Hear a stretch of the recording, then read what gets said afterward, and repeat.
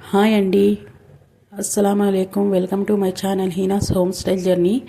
ఈరోజు మీకు ఒక సింపుల్ ఈజీ స్నాక్ అయితే చూపిస్తాను. ఉల్లిపాయ వడ ఎలా చేయాలో సింపుల్గా ఈజీగా అయితే చేసుకోవచ్చండి. చాలా ఇష్టంగా అయితే తింటారు. చూసేయండి ఎలా చేయాలో. ఫస్ట్ అయితే ఇలా మీడియం సైజులో ఉన్న ఆనియన్స్ అయితే నేను ఒక 4 ఆనియన్స్ అయితే కట్ చేసుకున్నానండి. కట్ చేసుకున్న తర్వాత ఇలా అయితే విడిగా అయితే చేసుకోవాలి. చూడండి, ఇలా విడిగా అయితే చేసుకోవాలి. బాగా విడిగా చేసుకున్న తర్వాత అయితే ఇప్పుడు ఇందులోనే ఒక హాఫ్ స్పూన్ సాల్ట్ అయితే వేసుకోవాలి. సాల్ట్ వేసుకొని ఇలా బాగా అయితే కలుపుకోవాలి. ఇలా సాల్ట్ వేసుకొని కలుపుకోవడం వల్ల ఉల్లిపాయల్లో అయితే నీళ్ళు అయితే పూరుతాయండి. అందుకోసం అయితే ఇలా అయితే బాగా అయితే కలుపుకోవాలి. ఎందుకంటే ఇందులో మేమైతే వాటర్ అయితే యాడ్ చేయమండి. మొత్తం ఉల్లిపాయల్లో వచ్చే వాటర్తోనే అయితే కలుపుకోవాలి. అందుకోసం అయితే ఇలా బాగా సాల్ట్ వేసి అయితే ఇలా బాగా అయితే కలుపుకోవాలి. చూడండి, సాల్ట్ వేసుకొని కలుపుకున్న తర్వాత ఇందులోనే కాస్తంత కరివేపాకు ఇలా సన్నగా అయితే కట్ చేసి వేసుకోవాలి.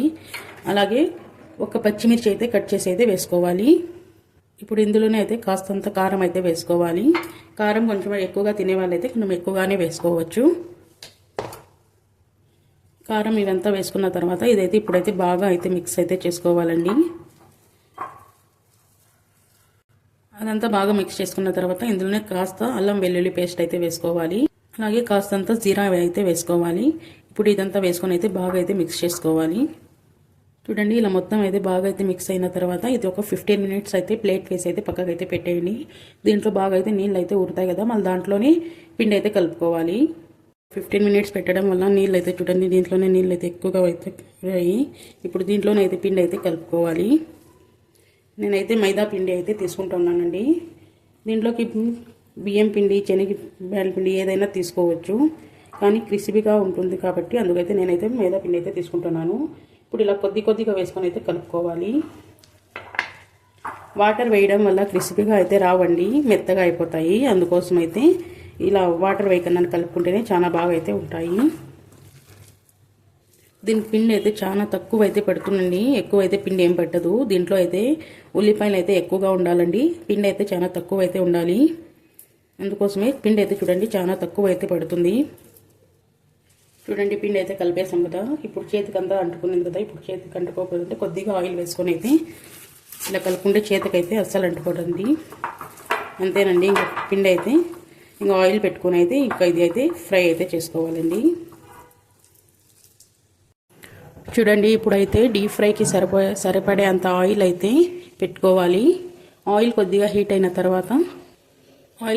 తర్వాత ఇలా చూడండి, ఇలా వడలాగా అయితే చేసుకొని అయితే వేసుకోవాలి. అలాగే ఇలా వడ చేసుకునేటప్పుడు చేతికైతే ఆయిల్ అయితే కొద్దిగా అయితే అప్లై చేసుకోండి. చేతికైతే ఏం అంటుకోకుండా ఉంటుంది. ఇలా ఒక్కొక్కటి అయితే వడలాగా చేసుకొని అయితే వేసుకోవాలి. చూడండి, ఇలా ఒక్కొక్కటి అయితే వేసుకోవాలి. చూడండి, ఇలా వేసుకున్న తర్వాత అయితే ఇలా అయితే బాగా అయితే కలుపుకుంటూ అయితే బాగా అయితే వేయించుకోవాలి. ఈ పక్క ఆ పక్క కలుపుకుంటూ మీడియం ఫ్లేమ్లో అయితే పెట్టి అయితే ఫ్రై చేసుకోవాలి. ఇవి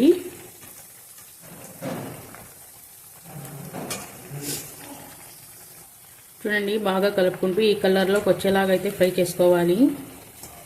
ఈ కలర్లోకి వచ్చిన తర్వాత అయితే ఇప్పుడైతే తీసేయాలి. అలా అవి తీసేసిన తర్వాత ఇంకా మిగతావి కూడా అయితే అలాగే అయితే ఫ్రై అయితే చేసుకోవాలి. చూడండి, ఇలా తీసేసిన తర్వాత అయితే టిష్యూ పైన అయినా లేకపోతే పేపర్ పైన అయినా వేసుకోండి, ఉండే ఆయిల్ కూడా పీల్చేస్తుంది. చూడండి, క్రిస్పీగా ఎంత బాగా అయితే వచ్చాయో.